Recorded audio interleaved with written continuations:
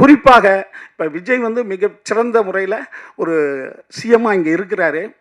முக்கியமாக இந்த படத்தை அவர் பார்க்கணும். நிச்சயமாக விஜய் இந்த படத்தை பார்க்கணும். விஜயினுடைய மந்திரிகள் பார்க்கணும், பார்த்துருப்பாங்க. ஆனால் இந்த நேரத்தில் அவங்க பார்க்கணும் இந்த படத்தை. அடுத்தது விஜய்லாம் வந்து நம்ம ஐயா சந்தோஷம் ஐயா வந்திருக்காங்க.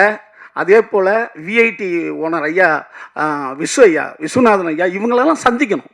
ஏன்னா நான்லாம் வந்து விஐடியினுடைய அந்த நிறுவனரை பார்த்து ஆச்சரியப்படுறேன். என்னென்னா அரசியல்வாதியாக இருப்பாங்கங்க, ஆனால் அவங்க வயசான வரைக்கும் அரசியல்வாதியாகவே இருந்து நம்மளுக்கு துன்பத்தை ஏற்படுத்துவாங்க.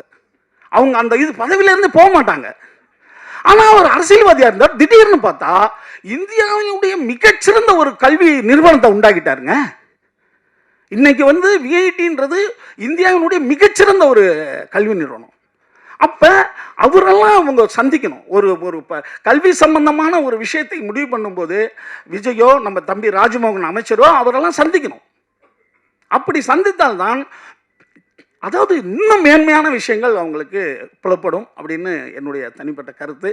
அடுத்ததாக தனது படைப்புகள் மூலம் மக்கள் மனதை பிடித்த ஜனரஞ்சகமான இயக்குனர் திரு சுப்பிரமணியம் சிவா அவர்களை அன்போடு பேச அழைக்கிறோம்.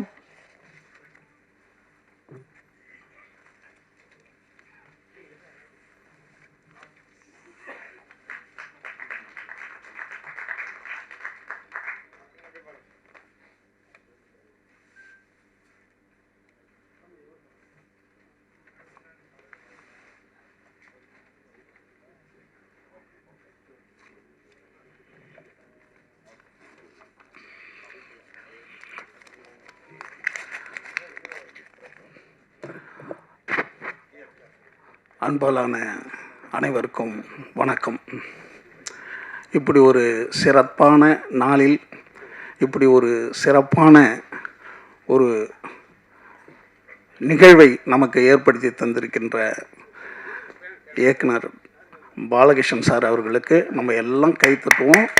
ஏன்னா ஒரு விஷயத்தை, ஒரு சிறந்த விஷயத்தை இப்படி எல்லாராலையும் செய்ய முடியறதில்லை. அதற்கு உதவி செய்த அத்தனை பேருக்கும் நம்ம ஒரு தடவை திரும்ப கைத்தட்டோம். ஏன்னா நல்ல விஷயங்களுக்கு துணை நிற்கிறது இல்லைங்களா, அது வந்து இறைவனுக்கு கூட இருக்கிற மாதிரி. அது எல்லாராலையும் முடியறது கிடையாது. இந்த படத்தை பார்க்கும்போது எனக்கு வையத்துள் வாழ்வாங்கு வாழ்பவன் வானோரையும் தெய்வத்தில் வைக்கப்படுகிறான். வாழும்போதே ஒருத்தவன் பூமியில் கடவுள் மாதிரி வாழ்ந்துட்டான்னா பூமியிலே அவன் இறைவனாக வாழ்கிறான்னு தான் அர்த்தம். அதுக்கு ஒரு மாபெரும் உதாரணம் தான் ஐயா காமராஜர் அவர்கள். அதில் எந்த மாற்று கருத்துமே கிடையாது. எனக்கு இந்த படத்தை பார்க்கும்போது திருவிளையாடலில் கடவுள்கள் வந்து ஒவ்வொரு அற்புதங்களை பண்ணிக்கிட்டே இருப்பாங்கல்ல, ஒவ்வொரு அற்புதமும் அற்புதமாகவே இருந்துக்கிட்டே இருக்கும். இதெல்லாம் எப்படி உங்களால் நிகழ்த்த முடியுதுன்னா அவங்க கடவுள்கள். அப்படி ஒவ்வொரு விஷயத்தையும் ஒரு கடவுள் செய்கிற மாதிரியே செஞ்சுட்டு போகிறது தான் காமராஜனுடைய ஒவ்வொரு விஷயமாக நான் பார்க்குறேன் நான்.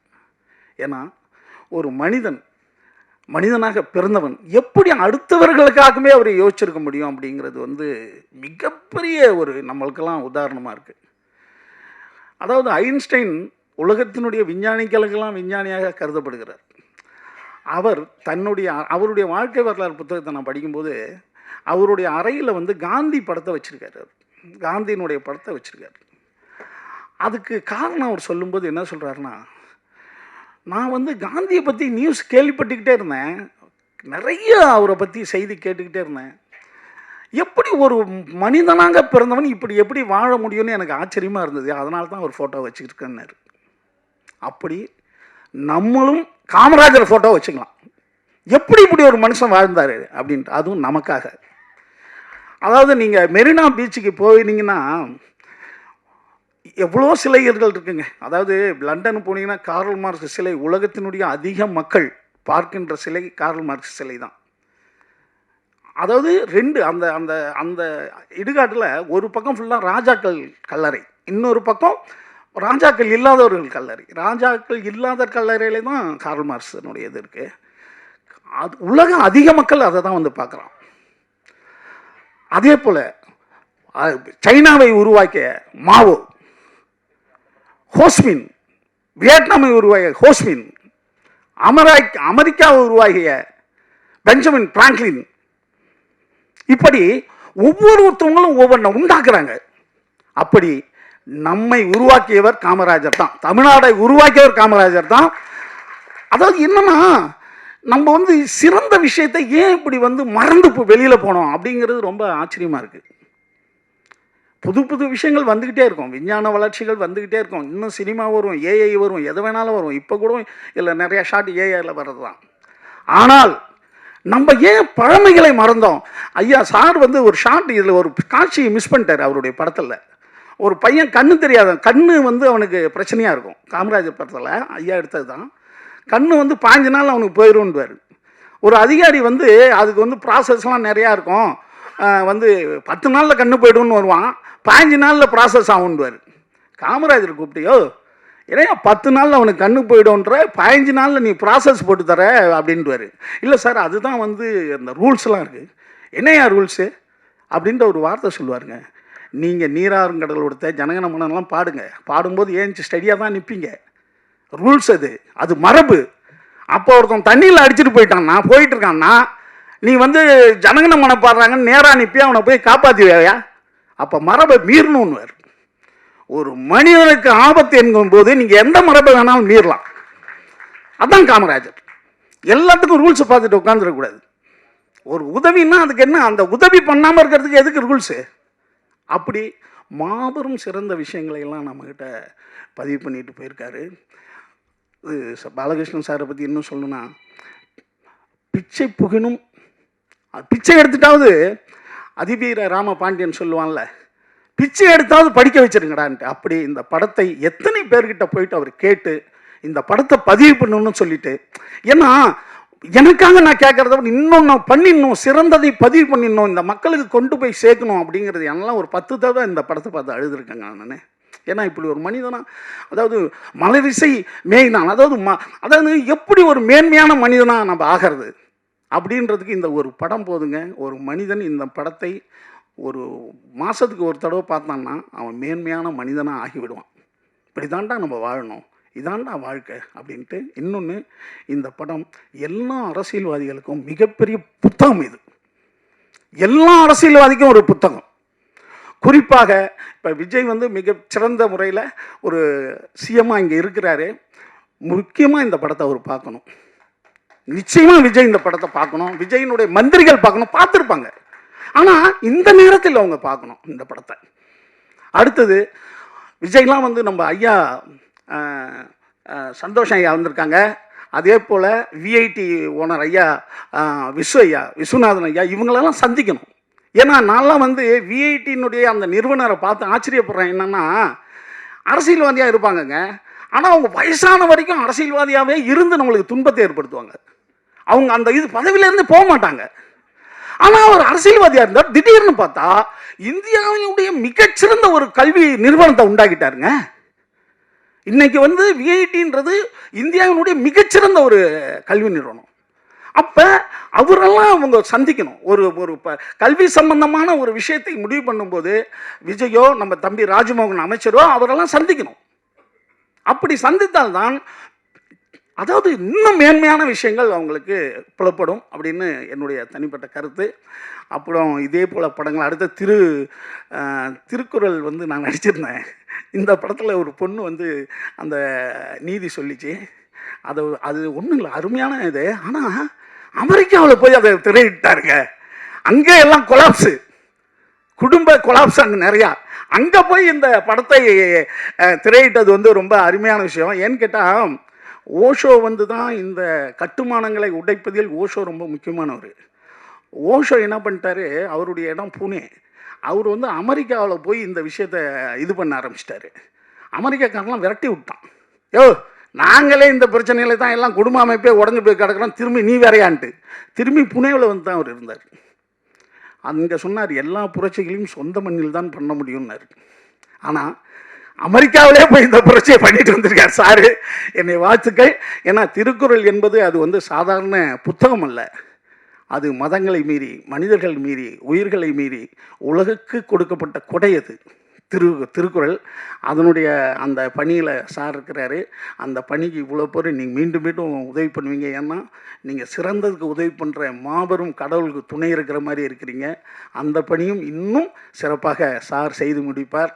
இந்த காமராஜர் படம் போல் அதுவும் மக்களுக்கு மாபெரும் பாடமாக இருக்கும் என்பதை கூறி இந்த வாய்ப்புக்கு நன்றி தெரிவிச்சுக்கிறேன். அடுத்தது கேமராமேன், அடுத்து நம்ம இதில் நடித்தவர்கள், அடுத்தது இன்னும் அதில் டெக்னீஷியன்ஸு, அடுத்து மற்ற துறையில் இருந்த அத்தனை பேருக்கும் என்னுடைய அன்பான வாழ்த்துக்களை தெரிவிச்சுக்கிறேன். நன்றி, வணக்கம். வாழ்த்துக்களுக்கு நன்றி sir. Kamaraj welcome back Gandhi திரைப்படத்தை தயாரித்த ரமணா கம்யூனிகேஷன்ஸ் திருக்குறள் திரைப்படத்தை சென்ற ஆண்டு தயாரித்து வெளியிட்டது. இந்த படத்தை ஏஜே பாலகிருஷ்ணன் அவர்கள் இயக்கியிருந்தார், தயாரித்தும் இருந்தார். இன்று நம்முடன் இணைந்திருக்கிறார். ஓரிரு வார்த்தைகள் சார்.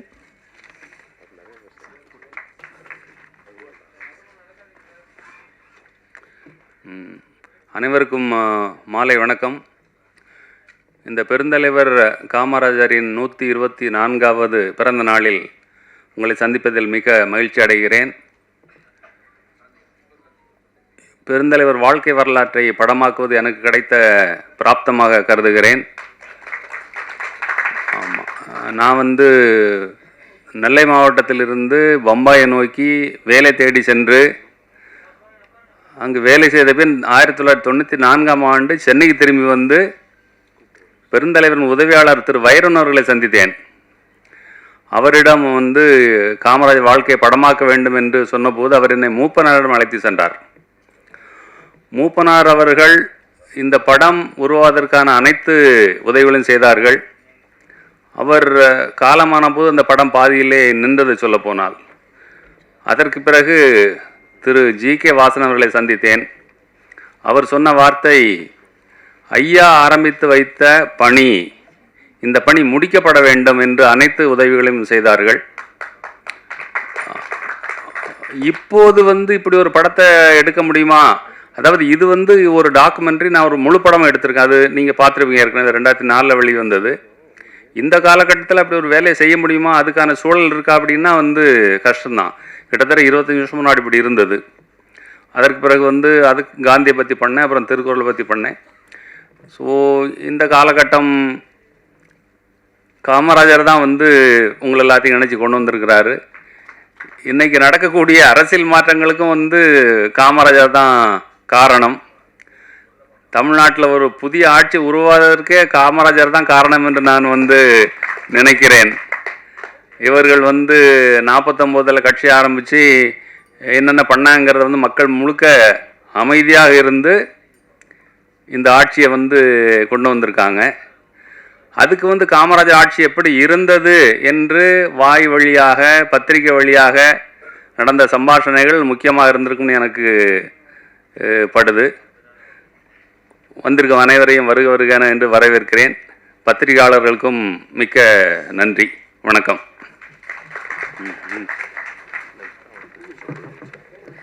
Thank you sir. ஒரு ஆங்கராக ஒரு ஸ்கிரிப்ட் ஓரியன்டாக நாங்கள் போகிறது ஓகே, ஆனால் இந்த படத்தை பார்க்கும்போது உண்மையாக தெரியாத நிறைய விஷயங்களை நாங்கள் தெரிஞ்சுக்கிறதுக்கான ஒரு வாய்ப்பை நீங்கள் கொடுத்துருந்தீங்க. ரொம்பவே நன்றி.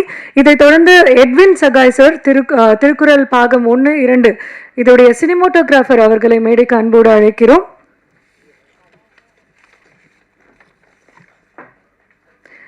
அடுத்ததாக இந்த மாலை நேரத்தை மேலும் அர்த்தமுள்ளமாக மாற்ற மதிப்புக்குரிய டாக்டர் சொக்கலிங்கம் ஐயா அவர்களை பேச அன்போடு அழைக்கிறோம்.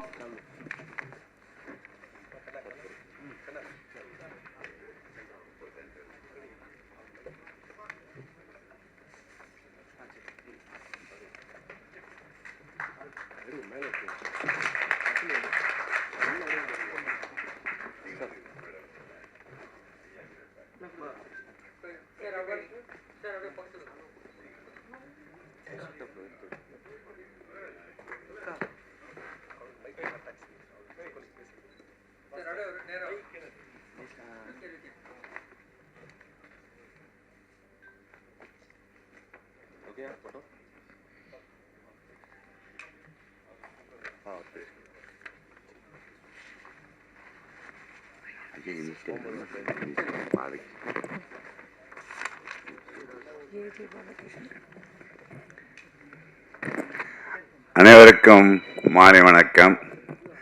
நான் டாக்டர் சொக்கலிங்கம், இதயநல மருத்துவர். இந்த அரங்கத்தில் என்னை அழைத்த என் சகோதரர் பாலகிருஷ்ணன் அவர்களுக்கு மிக்க நன்றி. எனக்கு ஒரு பெரிய ஒரு வாய்ப்பு. 82 வயதாகின்ற சொக்கலிங்கம், இதுவரை நான் ஒரு மாத்திரை கூட சாப்பிட்டதில்லை. அதுக்காக நீங்கள் சாப்பிட்ற மருந்து நிறுத்திடாதீங்க. என் 60 வருட அனுபவத்தில் சிலதை மட்டும் பகிர்ந்து கொள்ள விரும்புகின்றேன். அங்கே இருக்கின்ற ரமண ரிஷி, நான் 5-6 வயது இருக்கும்போது பலமுறை அவரிடம் சென்று பார்த்து அருளை பெற்றிருக்கின்றேன். அதைவிட நான் பெருந்தலைவருக்கு சொக்கலிங்கம் மருத்துவராக பணிபுரிந்தேன். எனக்கு கிடைத்த ஒரு வாய்ப்பாக கருதுகின்றேன்.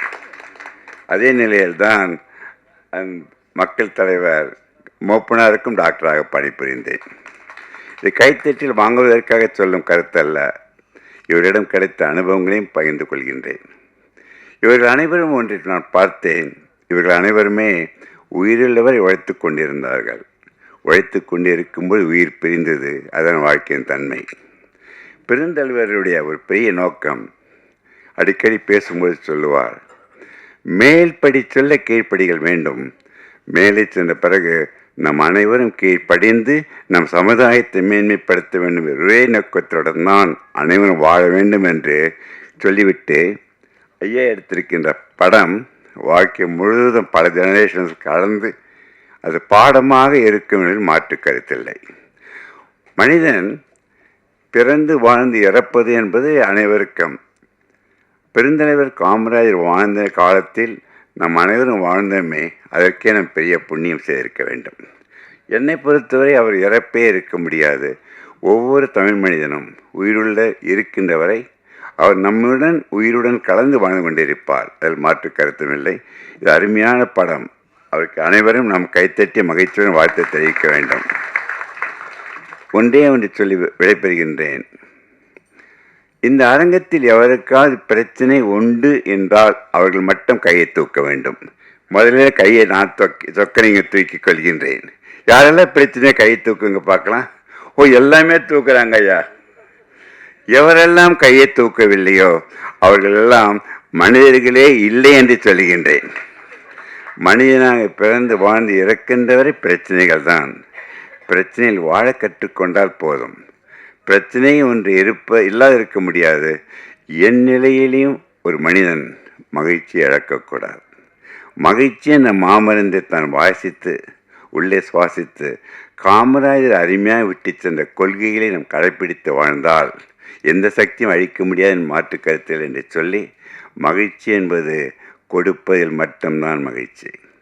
அறிவாக, ஆற்றலாக, உழைப்பாக, நேரமாக, பணமாக கொடுத்து கொண்டே இருங்கள். மகிழ்ச்சி என்று குறையாது.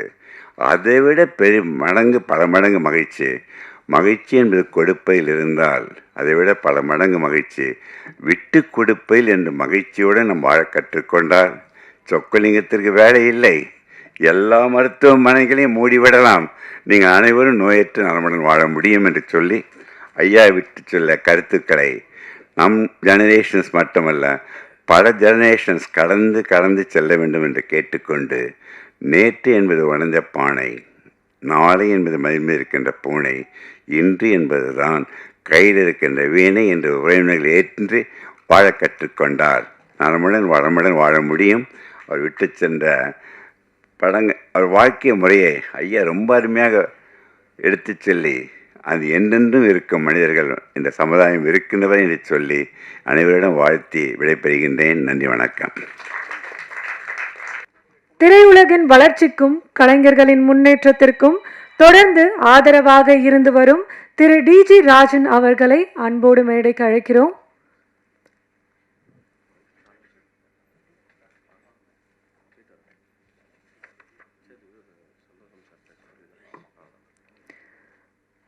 அதைத் தொடர்ந்து பலருக்கும் முன் உதாரணமாக திகழும் தொழிலதிபரும் சமூக அக்கறையுடன் உலகம் முழுவதும் திருவள்ளுவர் சிலையை நிறுவி வரும் டாக்டர் விஜி சந்தோஷம் அவர்களை அன்போடு பேச அழைக்கிறோம்.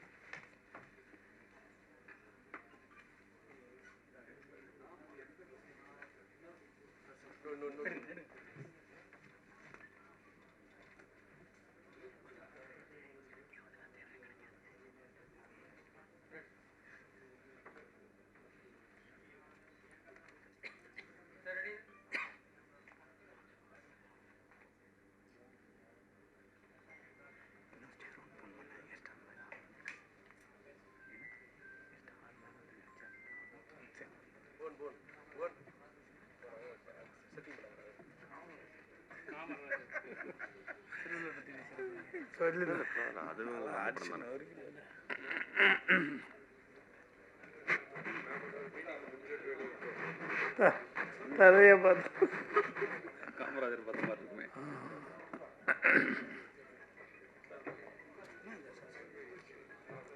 உலகை தமிழால் உயர்த்திடுவோம், அகர முதல எழுத்தெல்லாம் ஆதி பகவன் முதற்றே உலகு, அன்னையும் தந்தையும் ஆசானும் முன்னறி தெய்வம், ஆலயம் தொழுவது சால முன்னன்று, யாதும் ஊரே யாதும் ஊரே யாவரும் கேளி.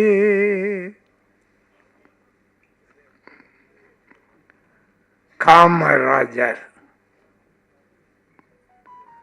கர்ம வீரர் காமராஜர், ஏழை பங்காளன் காமராஜர், உலகத்தில் உள்ள அத்தனை தலைவர்களுக்கும் மேலான உள்ள நமது காமராஜர் ஐயா அவர்களின் 124வது பிறந்த நாளை இன்று நாம் கொண்டாடுகிறோம். என் அன்பு இளவர் பாலகிருஷ்ணன் அவர்கள் தன் முயற்சியால் அவர்கள் ஐயன் திருவள்ளுவர் திரைப்படமும் காமராஜ் அவர்களின் படமும் என்று அவர்கள் வெளியிடுகின்றார். காமராஜர் யார் யார் யார் என்று நாம் எண்ணும்போது இந்த உலகத்தை தமிழை பறைசாற்று வந்த தலைவர் தான் காமராஜ் அவர்கள். அவரிடம் நான் பேப்பர் பாயாக சென்று பேப்பர் போட்டிருக்கின்றேன், தினத்தந்தி பேப்பர். ஆனால் அவர்களை பார்க்க முடியாது. ஆனால் திருப்பி எனது திருமணத்திற்கு வந்தால் அப்போ எங்களது வாழ்க்கை வரலாற்றை கேட்பார். அவரை இழுத்ததற்கு சென்று அருமை அம்மா அவர்களை பார்ப்பேன். எனக்கு 4 பெண் குழந்தைகள். அம்மா அவர்கள், மக்களே உனக்கு எத்தனை பிள்ளைகள்னாங்க? 4 பெண் பிள்ளைகள்னு. முருகன் பிறப்பான் என்று சொன்னார்கள். அடுத்த ஆண்டு முருகன் பிறந்தான். எனக்கு ஒரு பையனை கிடைச்சான். ஆகவே அவர்கள் ஒரு தீர்க்கதரிசி. நமது ஐயா கர்மகர காமராஜர் அவர்கள் ஏழை பங்காளன். எல்லோரும் படிக்க வேண்டும், எல்லோருக்கும் உணவு கொடுக்க வேண்டும் என்று நல்ல உள்ளம் கொண்டவர்கள். ஒரு கட்ட பிரம்மச்சாரியாக இருந்து அவர்கள் தமிழ்நாட்டை அவர்கள் உயர்த்த வேண்டும், இந்தியாவை உயர்த்த வேண்டும் எண்ணம் கொண்டவர். பண்டிட் ஜவஹர்லால் நேரு அவர்களின் ஒற்ற தோழன் அவர்கள். அந்த அன்பான மாமனிதர் இன்று அவரை நினையாமல் எந்த அரசியல்வாதியும் எலெக்ஷனிலோ எதிரே நிற்க முடியாது. அவர் பேர் சொல்லுவார்கள், அவர் வாழ்க்கையை சொல்லுவார்கள். அந்த வாழ்க்கை நமக்கு ஒரு பெரும் பாடமாக இருக்கின்றது. அந்த பாடத்தை அருமை பெரியவர்கள், சகோதரர்கள் எல்லோரும் மக்களுக்கு தெரிவிக்க வேண்டும். அந்த எண்ணத்தோடு நாம் வாழ்ந்து இன்று 124வது பிறந்த நாள் கொண்டாடும் இந்த நாளிலே பிஜேபி உலக தமிழ்ச்சங்கம் மூலமாகவும் பிஜேபி குடும்ப சார்பிலும் அவர்களை நான் நெஞ்சார வாழ்த்தி அவர் புகழ் என்ன நிலைத்து நிற்க வேண்டும் என்று சொல்லி விடைபெறுகிறேன். வணக்கம், வாழ்க.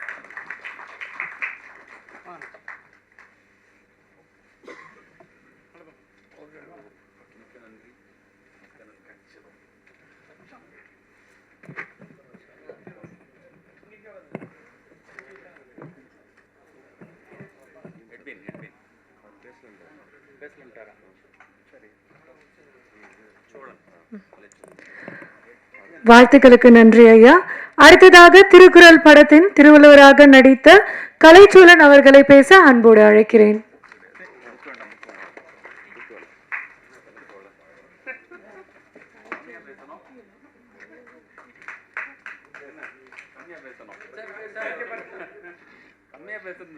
ரொம்ப நேரம் பேசுவார் அவரு.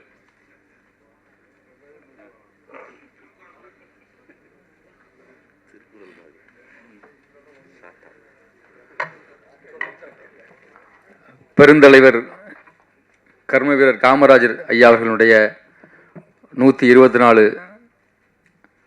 வயதை பிறந்த நாளை முன்னிட்டு இங்கே திரையிடப்பட்ட ஆவண திரைப்படத்திற்கு வருகின்றிருக்கக்கூடிய மேடையில் வீற்றிருக்கக்கூடிய பெரியவர்களுக்கும் திரளாக வருகின்றிருக்கக்கூடிய காமராஜர் ஐயாவுடைய பக்தர்களுக்கும் மற்றும் ஊடகத்துறை நண்பர்களுக்கும் பத்திரிகை நண்பர்களுக்கும் என்னுடைய இனிய மாலை வணக்கத்தினை தெரிவித்துக் கொள்கிறேன்.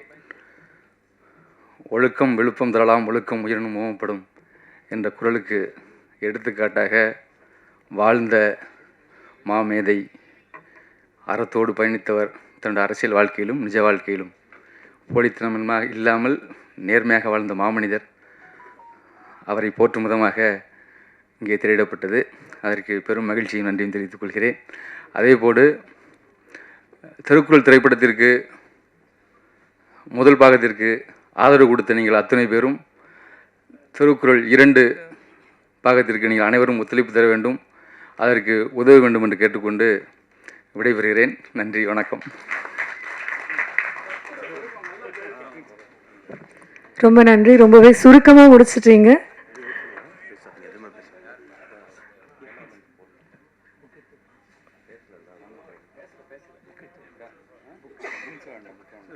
கேமராமேன் வந்து என்ன புகழ மாட்டாங்கிறாரு. திருக்குறள் டு மாதிரி காட்சி வெளியீடு, இந்த ஆவணப்பட வெளியீடு, ஃபஸ்ட்டு ஆவணப்பட வெளியீடு, அப்புறம் திருக்குறள் டு. இதைத் தொடர்ந்து அடுத்ததாக இந்திய பெருந்தலைவர் காமராசர் அவரின் ஆவணப்பட வெளியீடு.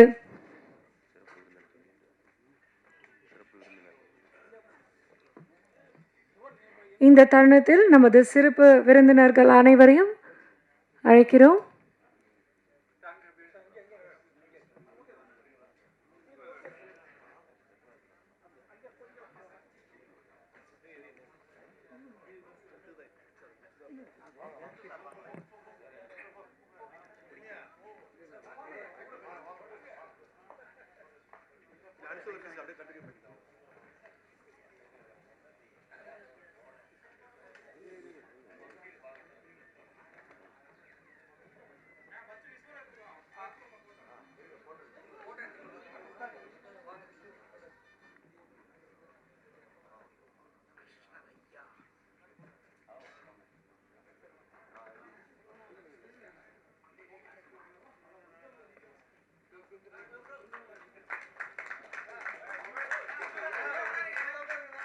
ஃபோனில் இருக்காங்க, ஃபோட்டோ வேணும் வாங்கிக்கலாம்.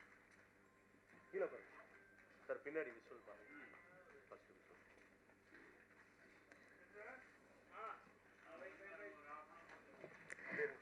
இந்த மகிழ்ச்சியான தருணத்தில் அடுத்ததாக திருக்குறள் திரைப்படத்தின் 2ஆம் பாகம் வெளியீடு.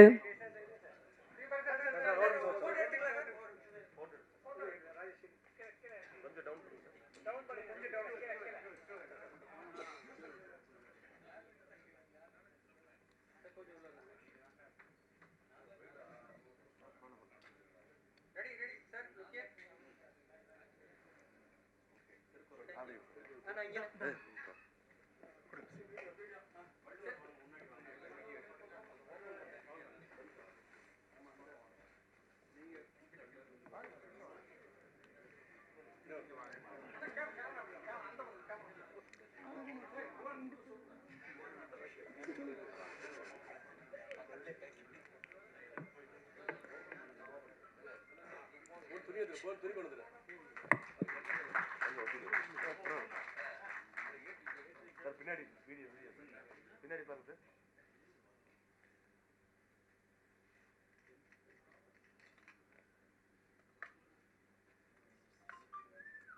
வீடியோ ஓகேவா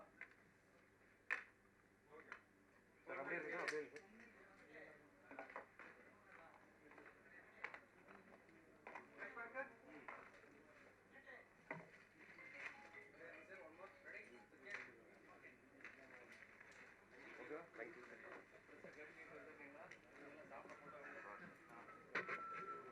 ப்ரெஸ் மீட்டு பாலகிருஷ்ணன் சார் மட்டும் தனியாக மீடியா கேமராலாம் ஃப்ரண்ட்டில் வச்சுது சார். கேமராமேன் எல்லாருமே ஃப்ரண்ட்ல வந்துடலாம். We request all the cameramen please come forward. Director மட்டும் 5 minutes.